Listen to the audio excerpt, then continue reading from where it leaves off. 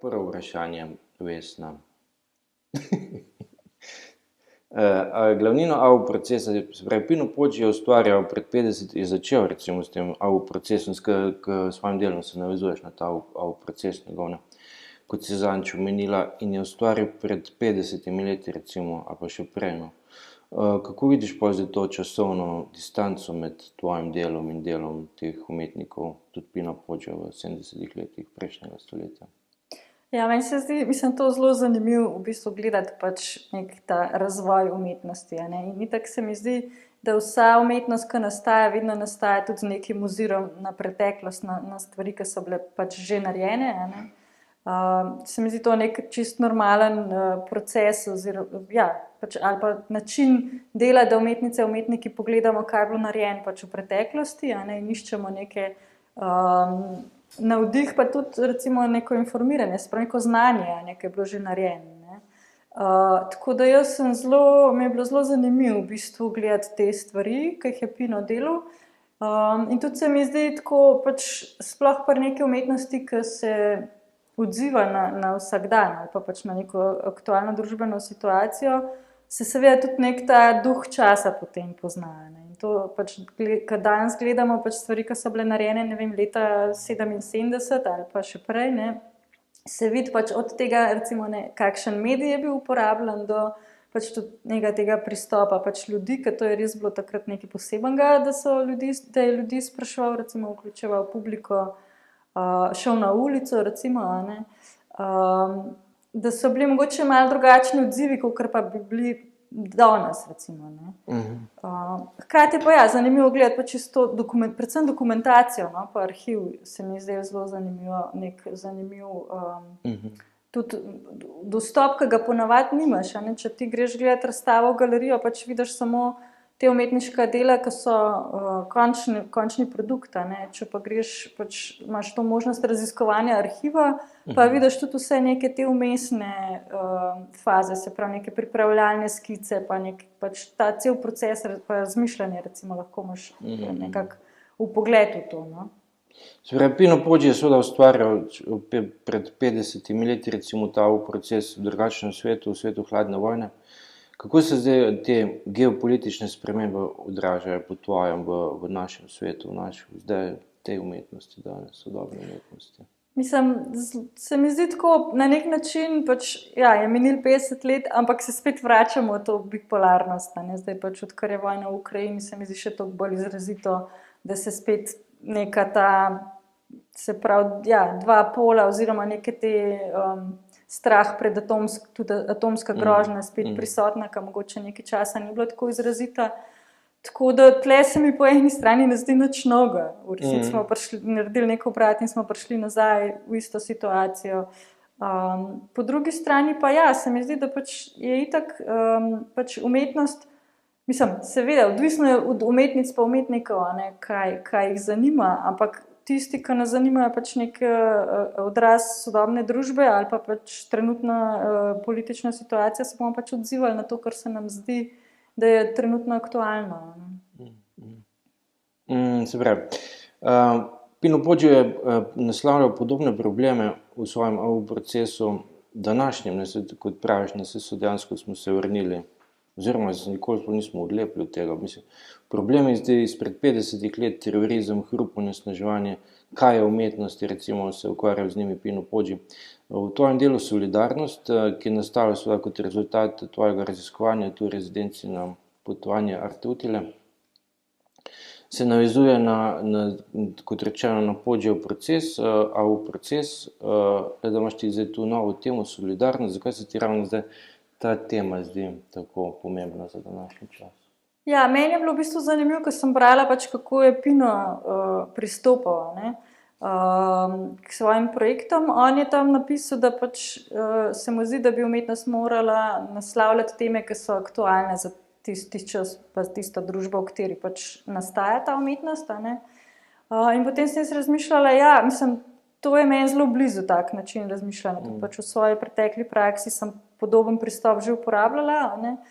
In sem potem razmišljala, kaj je tisto, kar bi recimo zdaj si jaz želela izpostaviti kot neko pomembno temo oziroma pomembno stvar v današnji družbi. A ne. In potem tudi, ko sem gledala recimo pač ta pristop Pinotov, ki je bil, a ne, ki je on naredil te kolaže, se pravi izbral iz medijev neke podobe, ki so se mu zdele aktualne in je v bistvu ta kolaž ponudil publiki kot neko izhodišče, pa temo, a ne, kot izhodišče za razmišljanje pa za njihove misli in odzive.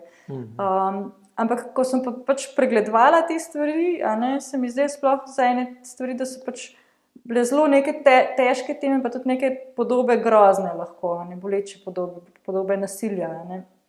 In sem potem razmišljala, da si pa jaz mogoče ne želim zdaj pač čist seveda ne ponoviti ta proces, ampak tudi, da si mogoče ne želim zdaj samo dajati mesta tem podobam, pa jih še enkrat kazati, a ne, sploh zato, ker se tudi svet toliko spremenja, da smo itak soočeni s temi podobami non-stop pač na vseh nivojih življenja, a ne, seveda na internetu preživimo večino časa.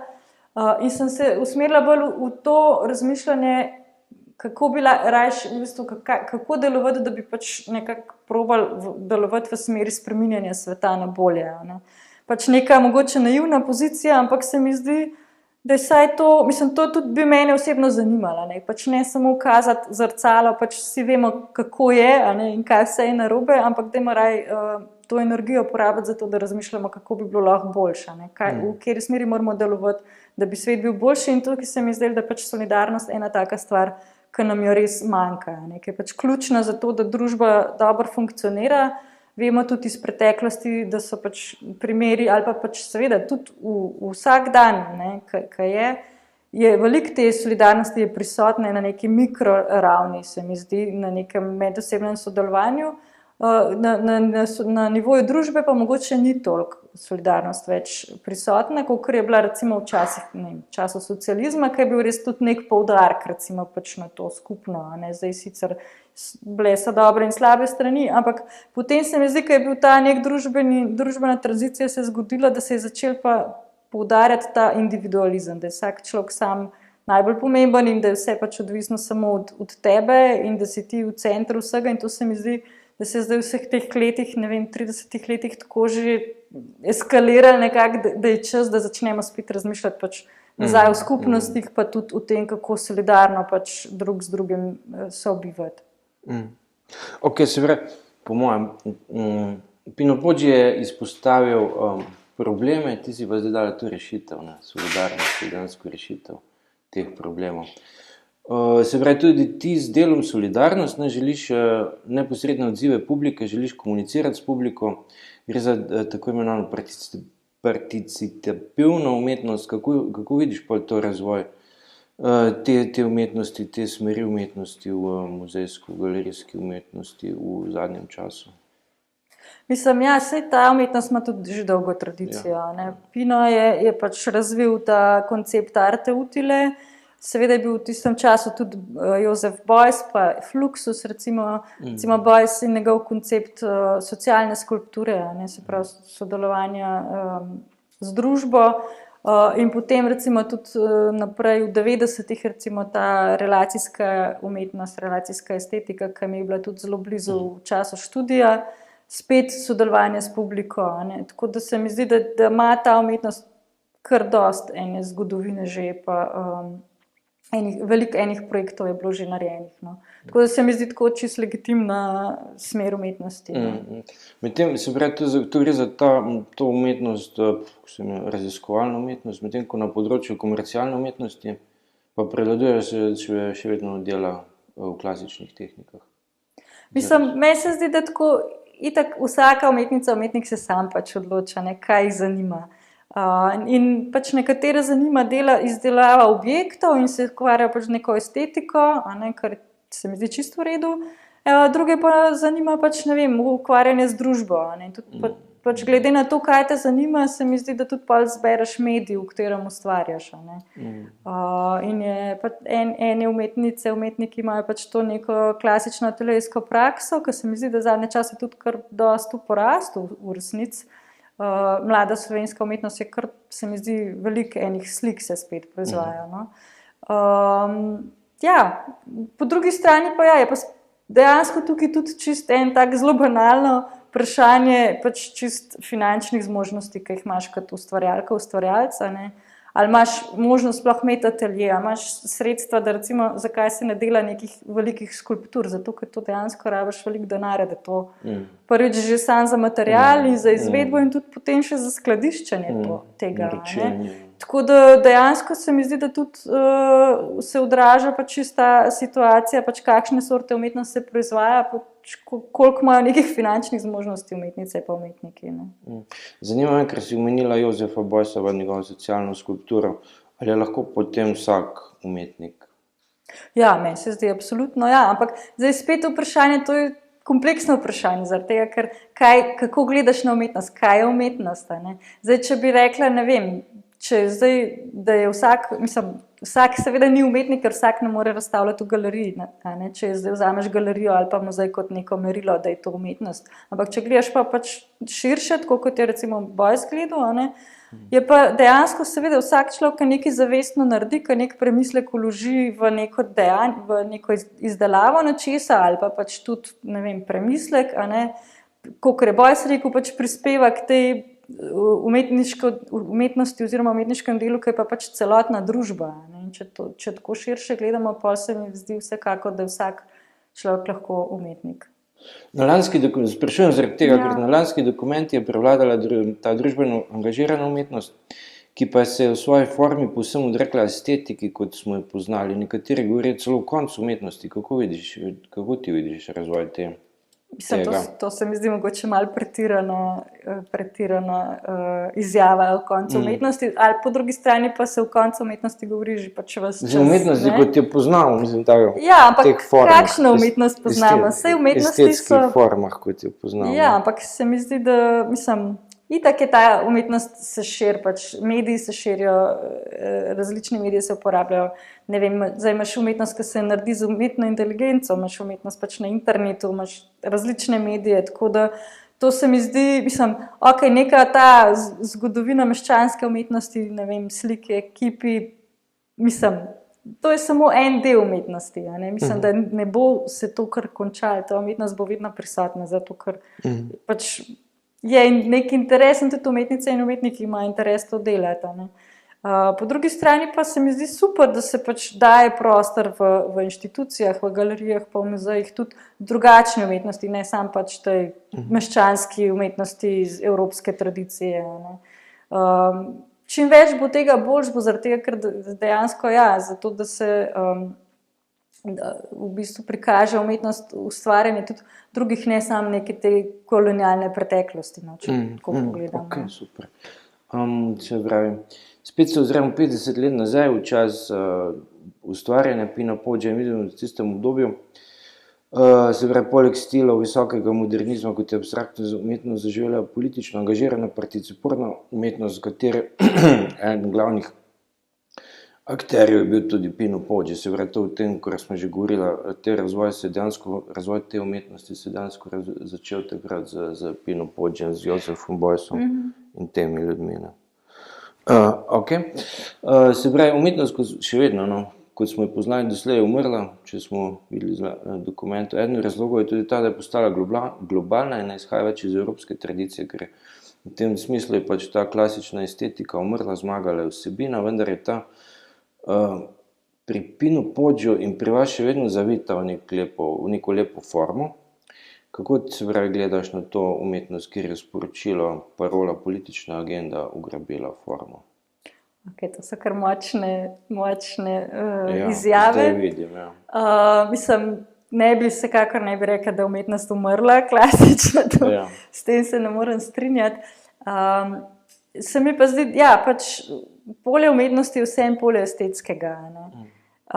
Pač kakršnakoli že ta estetika je, ali to estetike grdega do nekega abstraktnega ekspresionizma, ali pač kjerkoli smeri, ali pa estetike DIY, se pravi naredi sama, ne. To se mi zdi pač čist neko odprto polje, ampak še vedno je pa polje estetike, ne. Mogoče je tukaj ta meja, da nekaj je umetnost ali pa ni umetnost, ne. Ker dejansko, če hočeš res nekaj konkretnega narediti, saj po mojem mnenju v družbi, pač moraš izstopati iz umetnosti, ne. In moraš pač dejansko delovati znotraj življenja, ne. Umetnost pa ima neko to mogoče distanco do samega življenja ali pa neko refleksijo do življenja, ne. skozi estetiko. Zdaj, kakšna pa ta estetika je pa seveda odvisen pa od posamezne ustvarjalke ali pa ustvarjalca. Pino Podž je tudi avtor večjih manifestov, v katerih je zahteval oziroma se zavzemal za to, da umetnost izstopi iz muzejev in galerij na ulico med ljudi, se pravi s to participativno umetnostjo. To seveda lahko razumem kot reakcijo na hermetični abstraktni ekspresionizem in druge stile tistega časa. Kaj se zdaj dejansko zgodi z umetnostjo, ko stopi iz muzeja, iz galerije na ulico? Mislim, meni se zdi to super, ker dejansko proba vzpostaviti nek stik z publiko, z ljudmi, ne? Ker to je pa neka ta tradicija, mislim, zgodovina umetnosti je vedno bila umetnost samo za neko elito, ne? Pač zelo dolg časa in tudi pač meščanska umetnost tudi, ne? In ravno ta gesta, pač prideti nasprot ljudem, se mi zdi fajn pač za neko demokratizacijo umetnosti, po drugi strani je pa tudi nek ta, ki ga jaz zaznam že ves čas, ker se z umetnostjo ukvarjam, nek strah v bistvu neke splošne publike, ki si pač reče, jaz tega ne razumem. To je pač tako mogoče po liniji najmanjšega odpora, ker se niti ne potrudiš, da bi res pogledal, pa se pozanimal, ampak ja, ali je to, ali pa si rečeš, to znam pa tudi jaz narediti, recimo, to je pa druga reakcija. Ne? In se mi zdi ta korak v bistvu umetnosti, da proba nek neposreden stik s publiko vzpostaviti in da skupaj v bistvu pa naredijo nek objekt ali pa projekt ali pa pač ta proces v resnici, no, je pomemben. Se pravi, ta vzpostavitev stika pa potem tudi neka reakcija publike, ne? Publika, ki postane neka, se pravi, sodelujoča, participatorna, ne? Publika oziroma nek soavtor v končni fazi lahko projekta. Ne? To se mi zdi zelo zanimivo. No?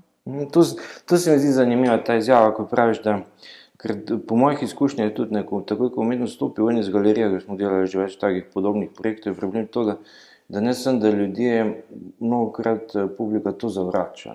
Zdaj vidim, da je problem v tem, da se enostavno mi ne znamo to pravilno skomunicirati. V današnjem času se mi zdi pomembno to predstaviti ljudem na nek dojemljiv način, ne samo postaviti neko skulpturo ali nekaj v javni prostor in pol čakati na odzive. Ti so ponavadi po mojih izkušnjah negativni, do popolnega zavračanja. Ampak to je res, ker ne znamo prav skomunicirati. No.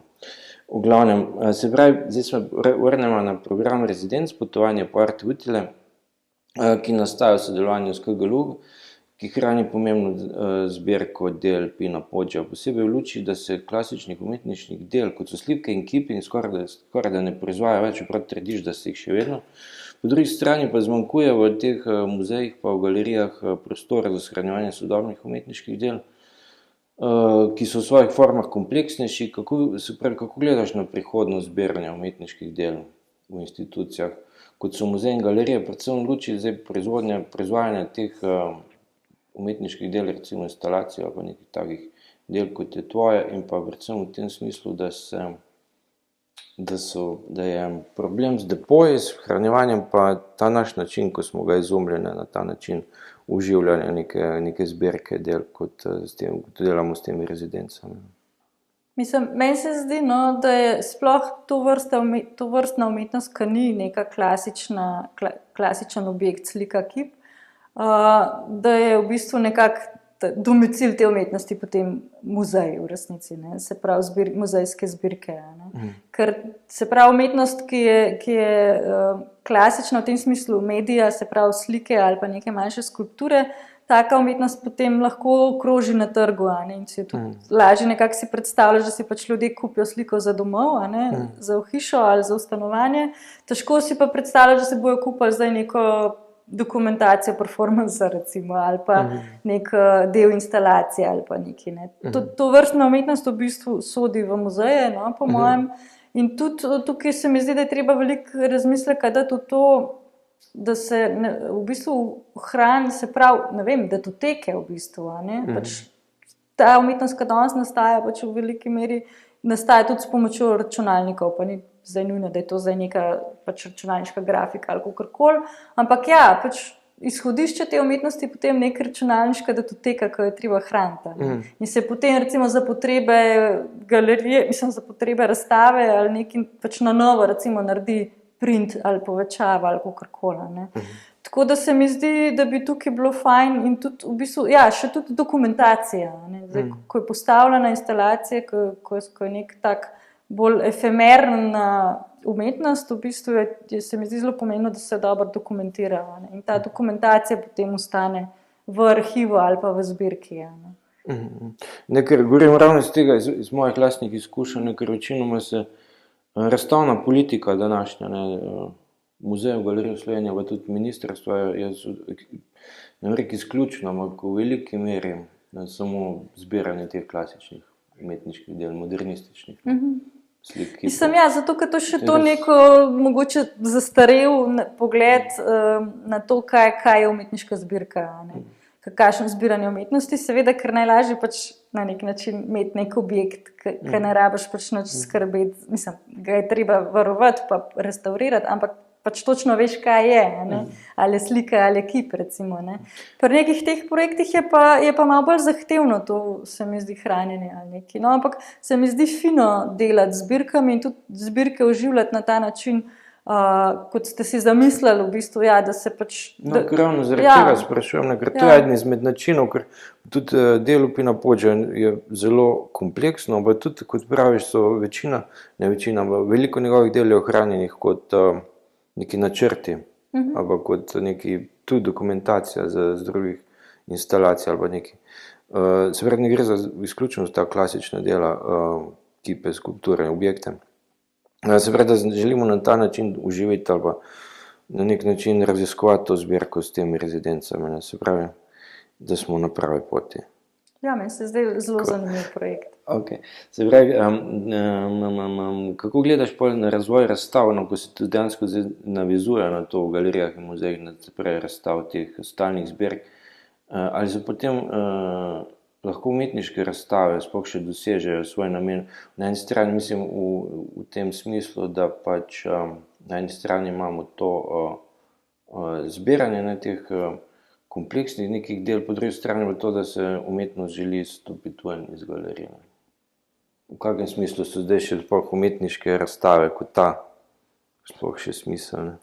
Mislim, to je spet vprašanje tako, ko se lahko vprašaš, ali sploh delati umetnost še smiselno. Mislim, meni se zdi vsekakor ja, ne. In se mi zdi pač, mogoče treba malo bolj sproščeno gledati na vse te stvari, ne. Tako da ja, pač poslušati umetnice, umetnike in pač stopati nasprot, recimo kot inštitucija, to se mi zdi zelo pomembno, tudi plačati za njihovo delo, pač nekako ozavestiti to, da je pač umetniško delo tudi navadno delo, se pravi, ga je treba tudi na ta način se pravi podpreti, ne, in plačati. Po drugi strani pa ja, mislim, seveda je treba, razstave je treba še naprej delati, ne, treba pač premišljati, mislim, mogoče tudi to ena od stvari, ki se mi zdi pomembno, da ko se dela razstavo, ne, da se pač tudi, ne, da se sama razmišlja recimo o neki temi, ne, ki jo ima razstava, ampak da se tudi premišljuje sam koncept same te razstave, se pravi samega celega okolja oziroma vsega skupaj, ne, da se vsakeč tudi v to malo premisle, pa mogoče postavi pod vprašaj ali pa nekako razmišlja o tem, kaj bi se dalo nekako, ne vem, razviti dalje ali pa kaj bi se lahko kaj opustili, recimo, če ni v redu, ne. Pač celotno to strukturo je treba premišljati, se mi zdi. Ja, hvala.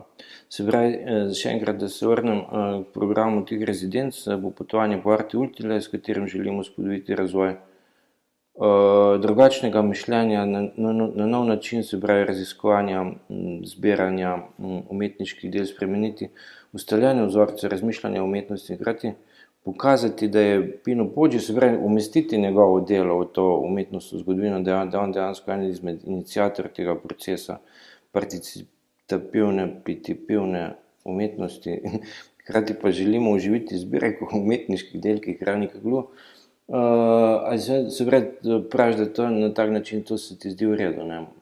Na ta način raziskovati zbirko del? Ja, mislim, to se mi zdi, prvič je super za same umetnice pa umetnike, da dobijo nek bližnji pogled pač v prakso enega drugega umetnika, ne? Po drugi strani pa ja, je pa tudi to oživljanje se pravi, arhiva se mi zdi zelo pomembno, ne? Ker če ne pač lahko nekje v eni sobi to zaprto in se preši, ampak na ta način pa pač so tudi neke interpretacije nove prihajajo, ali pa neki novi uvidi. In se mi zdi to zelo zanimivo. No. No, moja ideja je vsekakor za naprej, da se poleg umetnikov povabimo tudi še kustosa ali druge raziskovalce in da potem oni še poskušajo reagirati oziroma usmisliti ali postaviti, morda celo kaj zbirko narediti. No. In te me zdaj zanima, če imaš ti morda za konec kak predlog, kdo bi lahko še prispeval k preučevanju oziroma na kak način bi lahko še nadaljevali, če imaš kako idejo. Mislim, to zdaj težko pač kar nekaj imena natresam, ampak mislim, vsekakor se mi zdi zanimiv ta ideja, da se v bistvu ne vabi samo umetnikov pa umetnic, ampak da tudi pač neke druge profile, ker na drug način gledajo na to. Tako da jaz bi vsekakor pač razmišljala v tej smeri, od umetnostnih zgodovinarjev do nekih sociologov in sociologov ali pa pač nekih ljudi, ki premišljujejo družbo, recimo. Moja ideja je, da bi zdaj za naslednjo, v prihodnje povabili tudi kjerga kustosa, ki bi pol se konkretno ukvarjal morda z zbirko, pa povezavi s tem, kar je v ateljeju, pa bi naredil novo postavitev, morda v KGL-ju. To se mi zdelo zanimivo, tak nov pogled. No.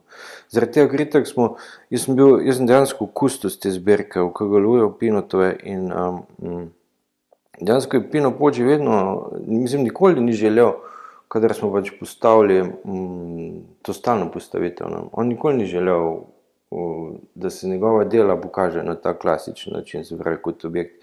Čeprav nekaj teh skulptur, pa teh fotografij, pa tega je, ampak nikoli ni želel, vedno je želel, da se izvede ena ideja njegova, morda kak model v teh dimenzijah novih. Ne. Se pravi, da ta pristop se mi zdi pomemben, da se ga tudi ohrani in nadaljuje. Ja, se mi zdi zanimivo. Ok, to je to. Hvala lepa.